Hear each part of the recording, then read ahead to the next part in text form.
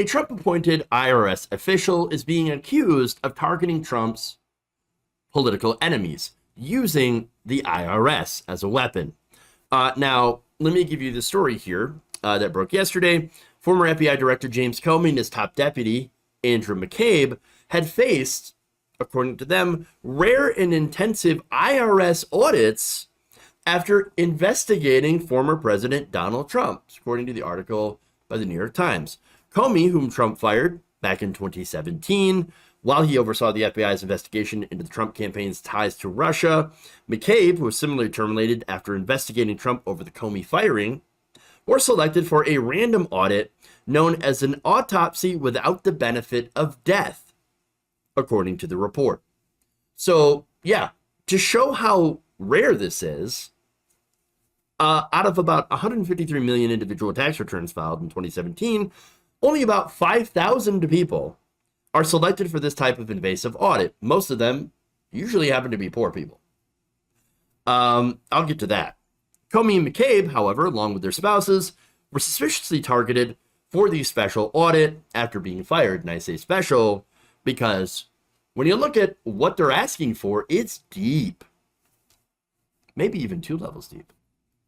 According to the report, the 2 men were selected for the IRS research program that uses something called compliance research examinations.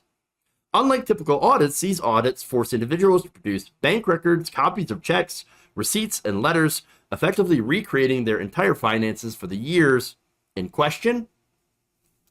The process takes months and often costs thousands of dollars in accountant fees. And so if that's not a punishment, I don't know what is. Because again, nobody likes doing their taxes in the first place. And so, I mean, then you're gonna force people to go and look through all of their year's finances. Really? That sucks. Now, another person that was mysteriously audited is former Trump fixer Michael Cohen. So now, is that a coincidence? Maybe, but not really, as far as I can tell. Because look, generally, when the IRS audits people, they audit poor people. Of course. The IRS goes after poor families at about 5 times the rate of wealthy and powerful people. That's why this really stands out. Because not only are McCabe and Comey wealthy and powerful, Cohen as well, or at least Cohen was, well, they also happen to be enemies of the former president. And even more damning is that a Trump appointee, the IRS commissioner, Charles Rettig, he is still running the IRS under Biden. Biden didn't fire him. In fact, Biden didn't fire a lot of the former Trump appointees. He just lets them go. He's like, oh, you're a Trump appointee? Who cares? I'm not going to get rid of you. Rettig also, by the way, has a history of defending rich and powerful people. Rettig was a tax attorney in Beverly Hills, California, when Trump put him in charge of the agency, which employs about 71,000 full-time staffers. He was once accused by the IRS at the time. Oh, I'm sorry. This is who Rettig had defended. A billionaire that was accused by the IRS of hiding money in offshore accounts. Rettig also defended a venture capitalist. The agency alleged used sham accounting to shelter their assets, and the heirs of a millionaire defense contractor who sought to fend off inheritance taxes. Oh, interesting. Very interesting. So now Trump looks at that guy and says, oh, that's the guy I want running the IRS. Why? Because he's not going to look into people like me. He ignores the crimes of rich people. And not only that, but Rettig also defended Trump when the Democrats tried to get his tax returns. In 2018, he shielded the former president's tax returns from public view in the face of a House Democratic lawsuit. So, he defended rich people, got appointed to the IRS, and now he's defending Donald Trump. But worse is that he's also going after Trump's enemies, political enemies. Now, here's the thing. This could be bad for Donald Trump, because if it was shown that Donald Trump had ordered him to do all these audits on his political enemies, well, then that would be illegal. Under federal law, it is illegal for nearly anyone in the executive branch to request an IRS audit of any specific individual's taxes. That's exactly what he's alleged to have done. And by the way, that's also what Republicans had alleged that Obama had done back in 2013. Do you guys remember the IRS targeting scandal? The alleged IRS targeting scandal, where Republicans say that the IRS was unfairly targeting just conservatives. Oh, conservative groups, you're coming after us for our tax-free status. You're investigating us. How dare you do that? That's political. It's totally political, 100% political. They're only coming after us because we have Tea Party in our name. Oh, really? Really? How come then there were progressive groups that were in there that were also being audited? Now, another fun fact of who was basically in control of the FBI at that point was James Comey. Comey had told Fox News that their investigation into the Obama administration had found no evidence warranting warranting the filing of federal criminal charges in connection with the IRS scandal, as it had not found any evidence of enemy hunting. And that, of course, later on, the Justice Department in 2015 had declared that no criminal charges would be filed against the Obama administration, the IRS, for their alleged targeting of these conservative groups. Now, that was supposed to be that. But then guess what? Trump gets into office, and in 2017, the Trump administration settled a lawsuit filed on behalf of more than 400 conservative nonprofit groups who once again had claimed that they had been discriminated against by the Internal Revenue Service and had settled for an undisclosed amount described by plaintiffs' counsel as very substantial. Oh, really interesting. Now, the Trump administration also agreed to settle a second lawsuit brought by 41 conservative organizations with an apology and an admission from the IRS that subjecting them to heightened scrutiny and inordinate delays was harmful. Again, these are just groups that wanted to get tax-exempt status from the IRS to do political activities.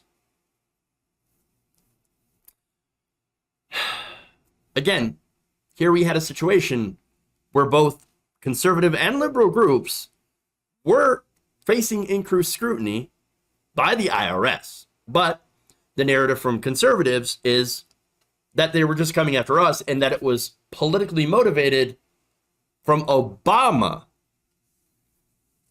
Again, not true, because the 115-page report from the Treasury Department's Inspector General, this was released back in 2017, they found that from 2004 to 2013, the IRS did use both conservative and liberal keywords to choose targets for further scrutiny. However, they also confirmed the report, the prior 2013 report, that some conservative organizations had been unfairly targeted, but found the pattern of misconduct had been ongoing since 2004 and was nonpartisan in nature. So they were, again, going after both ideological groups, progressive groups, conservative groups, and there you go. That said, you know what they found? You know what they did, I should say? Trump looks at this and says, I don't care. I'm going to go after my enemies, my political enemies, because I think Obama did the same thing. And there it is. And you know what they found by going after James Comey? Comey's audit, which lasted over a year, actually found that he and his wife had overpaid in federal income taxes and received a $347 refund.